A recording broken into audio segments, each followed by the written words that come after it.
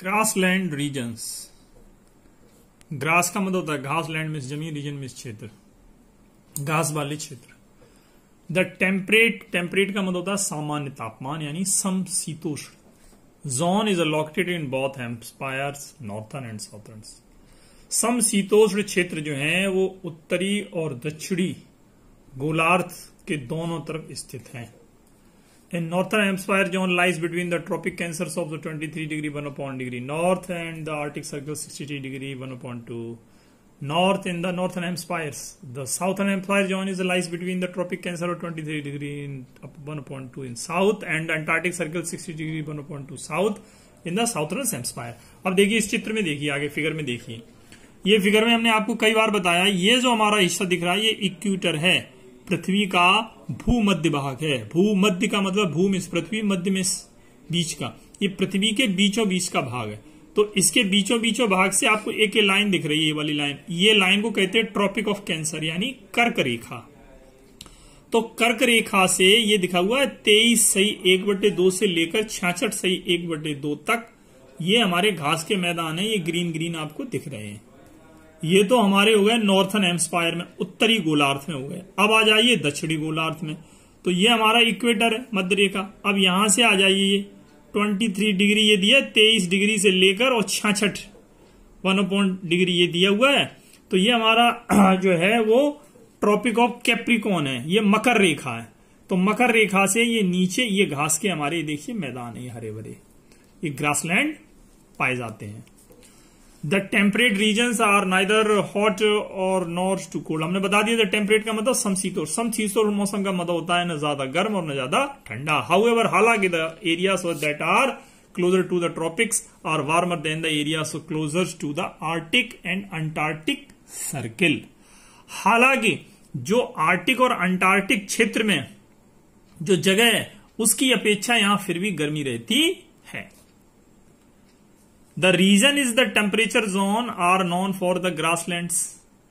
ये समशीतोष्ण जो क्षेत्र है वो घास का मैदान कहलाता है। Grasslands are areas where the vegetation is dominated by grass. घास का मैदान उसे कहते हैं जहां पर घास पर ही वनस्पति स्थित है, यानी सारी की सारी वनस्पति ग्रास ही है। A true grasses included cereals, bamboos and grasses of lawns. एक सही जो घास है उसमें अनाज, बांस और जो हमारे लॉन मैदान की घास शामिल है। Trees and high mountains are hardly seen here. पेड़ और ऊंचे पहाड़ यहां पर हार्डली मीन्स मुश्किल से ही देखने को मिलते हैं। Grassland occur naturally in all continent except Antarctica. घास के जो मैदान है वो सिवाय अंटार्कटिका के सभी जगह जो है वो प्राकृतिक बने हुए हैं।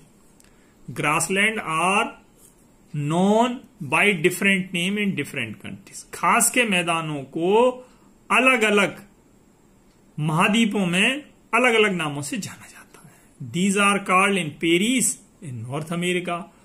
उत्तरी अमेरिका में घास के मैदान को पेरीज कहते हैं। स्टेपीज इन यूरेशिया, यूरोप और एंड एशिया, और यूरेशिया में इन्हें स्टेपीज कह के बुलाते हैं। पंपास इन साउथ अमेरिका और दक्षिणी अमेरिका में इन्हें पंपास कह के बुलाते हैं। वैलिड्स इन साउथ अफ्रीका और दक्षिण अफ्रीका में इन्हें वैलिड्स, एंड डाउन्स इन ऑस्ट्रेलिया और ऑस्ट्रेलिया में इन्हें डाउन्स कह के बुलाते हैं। घास के मैदान में देखिए ये पेरिस, ये स्टेपीस, ये पंपास, ये वैलिड्स और ये डाउन्स हो गए। The prairies and steppes grasslands lie at the higher latitudes in the northern hemisphere. Prairies और स्टेपीस के जो घास के मैदान हैं वो उत्तरी गोलार्ध के ऊंचे अक्षांशों पर स्थित हैं। During the winter month the northern part of the grassland are covered with snow. सर्दियों के महीने में ये घास के मैदान बर्फ से ढक जाते हैं। Thus crops can be grown only in summer month in the northern hemisphere. इस तरीके से उत्तरी गोलार्ध में गर्मियों के महीने में ही खाली फसल उगा सकते हैं। The pampas, velds and downs grasslands lie in south hemisphere. Pampas, velds और डाउन्स घास के मैदान है वो दक्षिणी गोलार्ध में है। The crops can be grown throughout the year in this grassland of the southern hemisphere. फसल जो है दक्षिणी गोलार्ध के घास के मैदानों में बरस भर की जा सकती है। क्लाइमेट यानी यहां की जलवायु कैसी है? The climate of the northern hemisphere are found in interior of the continents. जो यहाँ का घास का मैदान है वो उत्तरी गोलार्ध का जो घास का मैदान है उस महाद्वीप के भीतरी हिस्से में ये पाया जाता है, महाद्वीप के भीतरी हिस्से में पाया जाता है। The makes the climate very hot in summer, गर्मियों में मौसम गर्म हो जाता है, and very cold in winter, और सर्दियों में बहुत ठंडा हो जाता है। Such a climate is known as a continental type of climate. इस तरह के मौसम को हम महाद्वीपी जलवायु कहते हैं। Sometimes hot winds called Chinook, कभी कभी जो है गर्म हवाएं चलती हैं जिन्हें हम चिनूक कहते हैं। Blows over prairies in spring, बसंत के मौसम में ये पेरी के मैदानों में चलती हैं। These wind help to melt the snow, ये हवाएं जो हैं वो स्नो यानी बर्फ को मेल्ट कर देती हैं, पिघलाने में सहायता करती हैं। एंड मेक ग्रेजिंग पॉसिबल, और यहां पर घास उगने में मदद करती हैं। The grassland of the southern hemisphere are located near the coast, जो दक्षिणी गोलार्ध के घास के मैदान हैं वो समुद्र तट के किनारे स्थित हैं।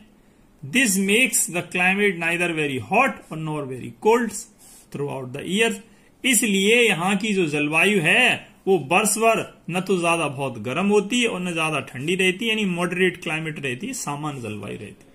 प्लांट लाइफ, यहाँ के पौधों का जो जीवन है वो कैसा है, वनस्पतियों का जीवन कैसा है। Grassland vegetation can vary in height from continent to continent and country to country.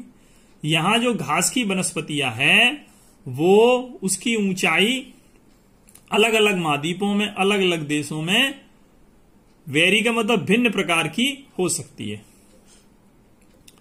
Since there are more rainfall in the prairies of North America, उत्तरी अमेरिका के पेरिस में बहुत अधिक बरसात होती है। द ग्रासेस आर टाल, इसलिए घासें लंबी होती हैं। Because of the influences of the continental climate in the steppes, continental का मतलब हमारा जो हमने बताया था महाद्वीपी जलवायु के प्रभाव के कारण स्टेपीज के जो मैदान है वहां की जो ग्रासेस है आर शॉर्ट, छोटी है। The grasses look green in spring, बसंत में घास जो होती है वो हरी दिखती है। Lush green and thick in the midst of summer, और गर्मियों के मध्य में ये लस ग्रीन का मतलब हरी भरी और मोटी दिखती है। Turn grey and dry in autumn, और हेमंत ऋतु में ये भूरी और सूखी हो जाती है। एंड डाई इन विंटर, और सर्दियों में घास मर जाती है। But the roots remain buried in the snow, लेकिन बर्फ में इनकी जो जड़ें हैं वो दबने के बाद भी बची रहती हैं। And grow again in spring, और बसंत के मौसम में फिर उगाती हैं। The most common grass is अल्फा लफा, यहां की जो मुख्य घास है उसका नाम अल्फा लफा है। It grows quickly and is fat to the cattle, ये घास बहुत जल्दी उगती है और पशुओं के खाने के लिए हो जाती है। एनिमल्स लाइफ, जानवरों का जीवन। Grassland of the northern hemisphere are home of large herds of grazing animals, उत्तरी गोलार्ध के घास के मैदान जो हैं वो चरने वाले बड़े जानवरों का झुंड, जैसे जिराफ, हाथी, ज़ेब्रा, ग्रिजली बियर यानी भूरा भालू, हिरन, बीसोन, ये बीसोन है, उनका घर है। Wolves are also found here, यहां भेड़िए भी पाए जाते हैं। Llamas and anaconda are common in the grassland of the southern hemisphere, दक्षिणी गोलार्ध में ललंबस एक ऐसा जानवर पशु होता है जिससे ऊन मिलती है। एनाकोंडा, अजगर सांप, यहां के घास के मैदानों में पाए जाना सामान्य है। कंगारूस, कोयलास एंड बाला बेबीज, कंगारूस, कोलास, ये कोलास हो गया हमारा। बाला बेबीज एक कंगारू की तरह दिखता है। Have made Australia their home, ये अपना घर ऑस्ट्रेलिया में बनाते हैं। Many small animals such as hedgehogs and squirrels hibernate in winters, कुछ जानवर जैसे हेडेग हॉक्स, ये हेडेग हॉक साई की तरह, जैसे कांटे होते हैं ऊपर साई की तरह दिखने वाला हेडेग हॉक्स, और गिलहरियां, ये सर्दियों में शीत निद्रा में चले जाते हैं। डोमेस्टिक एनिमल, घरेलू जानवर सच एस जैसे बकरी, भेड़, गाय, बैल, घोड़े और गधे बड़ी संख्या में पाए जाते हैं। Because of the extensive meadows and postures, क्योंकि यहां पर मीडोज मीन्स घास का मैदान, पॉस्चर मीन्स चारागाह, यहां पर घास के मैदान और चारागाह विस्तार से फैले हुए हैं। Birds found in grasslands includes plant and seed eaters, पक्षी भी घास के मैदानों में पौधे और बीज खाने वालों में शामिल है। बस्टर्ड्स, फॉल्कन्स, बस्टर्ड्स एक पक्षी है जो ब्रिटेन में मिलता है। फॉल्कन्स में बाज होता है, हॉक्स में भी बाज होता है, आउल में उल्लू एंड ईगल में भी बाज होता है। ये बाज की प्रजातियां हैं। Are most common birds of prey found here, ये जो है यहाँ की शिकारी पक्षी यहां पर सामान्य रूप से मिलते हैं। अदर प्रीडिटेटर्स, प्रीडिटेटर्स में शिकारी दूसरे भी शिकारी हैं, इंक्लूड शामिल हैं। दूसरे शिकारी कौन कौन से हैं? रेटल स्नेक है, यहां पर मिलता है, रेटल सांप एंड बुल स्नेक और बुल वाला सांप जो है शामिल है। ग्रास होपर, टिड्डा, लीफ होपर्स, पत्ती वाला टिड्डा एंड स्पाइडर्स, मकड़ी are also common in the prairies, ये घास के मैदानों में पेरिस के पाए जाना सामान्य बात है। ह्यूमन लाइफ, मनुष्य का जीवन यहां कैसा है?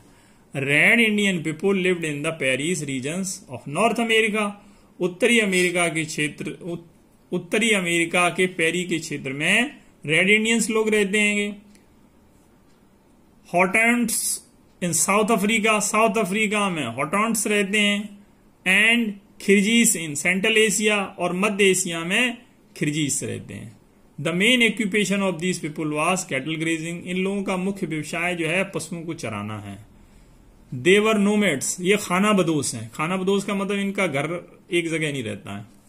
They use to wander on horseback in search of grass and water, ये अक्सर जो है घोड़े की पीठ पर बैठकर घास और पानी की तलाश में घूमते ही रहते हैं। The life of the people in prairies region has completely change, prairies लोगों का जीवन, पेरिस क्षेत्र के रहने वाले लोगों का जीवन अब पूरी तरीके से बदल चुका है।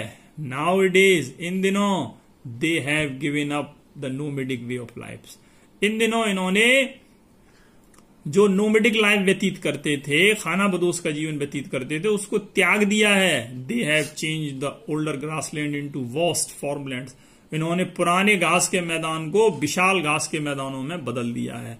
दे ग्रो क्रॉप्स, ये फसलें उगाते हैं, सच एस जैसे गेहूं, बाजरा, राई, सन, जई and other nutrients gases, grasses और अन्य पोषक घासें। Most of the agriculture work is mechanised, अधिकांश खेतीबाड़ी का काम अब मशीनों से होने लगा है। The prairies region is also called the wheat basket of the world, prairies के घास के क्षेत्र को संसार का गेहूं का टोकरा कहा जाता है, और व्हीट गिरनी ऑफ द वर्ल्ड, या इसे गेहूं के अनाज का भंडार भी कह सकते हैं। Wheat is also grown in Russia, Canada and Australia, गेहूं जो है वो रूस, कनाडा और ऑस्ट्रेलिया में भी उगाया जाता है। बिसाइड फार्मिंग, खेती के अतिरिक्त एनिमल रियरिंग और लाइव स्टॉक, ये जानवरों का पालन पोषण करना, जानवरों को रखना, रेंचिंग, जानवरों के लिए जो है फील्ड बनाना, मैदान बनाना, an important occupation of the people in the grassland, यहाँ के घास के मैदान के लोगों का महत्वपूर्ण व्यवसाय है। Rearing of animals is carried in a large scale, जानवरों का पालन पोषण जो है वो बड़े स्तर पर किया जाता है। एंड विद स्पेशल केयर, और उनकी विशेष देखरेख की जाती है। न्यूट्रिएंट्स ग्रासेस लाइक ए अल्फाल्फा and clover are grown for the animals, यहाँ की जो पोषक घास है जैसे अल्फाल्फा और क्लोवर में दूब, दूब जो है जानवरों के लिए उगाई जाती है। Cow boys in Paris grassland ride horses, cow boys जो होते हैं पेरिस के घास के मैदानों पर घोड़े पे सवार रहते हैं, ये हैं cowboys. And take care of the cattle, और अपने पशुओं की देखरेख करते हैं। एंड फॉर्म्स कॉल्ड रेंचेस, और इनके जो फॉर्म होते हैं उन्हें रेंचेस कहा जाता है। फॉर्म्स जो खेत इनके हैं उनको रेंचेस कहते हैं। A ranch is a big tract of land covering a few kilometre, ये जो इनका रेंच होते हैं, खेत होते हैं, एक बिग ट्रीट यानी जमीन का बहुत बड़ा टुकड़ा होता है जो कई किलोमीटर तक हो सकता है। जो फ्यू किलोमीटर यानी कुछ किलोमीटरों तक हो सकता है। On one side of it are build the houses of the owner and manager. एक तरफ जो क्या करते हैं, ये जो इनका फॉर्म होता है उस पर एक तरफ मालिक या वहां का जो मैनेजर होता है, प्रबंधक होता है, उसका घर बना दिया जाता है। जस्ट नियर बाई, ठीक उसके पास ही, are the houses of the ranch workers. वहां काम करने वाले, उस खेत पर काम करने वाले कर्मचारियों के भी घर बना दे दिए जाते हैं। A few fields away in the school for childrens, और कुछ खेतों से दूर जो है बच्चों के स्कूल होते हैं। Cowboys are called gauchos in South America. दक्षिणी अमेरिका में काउ बॉय को गोचूस कहा जाता है, यानी चरवाहा कहा जाता है। And they round up cattle in innumerous farms called an estancias. ये क्या करते हैं, साउथ अमेरिका में ये पशुओं के चारों ओर चक्कर लगा के उनको घेरते हैं, और इनके बड़े बड़े जो घास के जो मैदान हैं उन्हें स्टेंसियास कहते हैं। Production of meat and dairy product is based on advance technology. Meat का उत्पादन, मांस का उत्पादन और दूध का उत्पादन यहां पर नई तकनीक के साथ बड़े स्तर पर होता है। एट प्रेजेंट, इस समय Argentina is one of the leading exporters of meat and leather products. इस समय अर्जेंटीना जो है वो मांस और चमड़े के पदार्थों का देश, चमड़े के पदार्थों का विश्व में प्रमुख निर्यातक देशों में शामिल है। तो आपका ये लेसन फिनिश हो गया है। जय हिंद।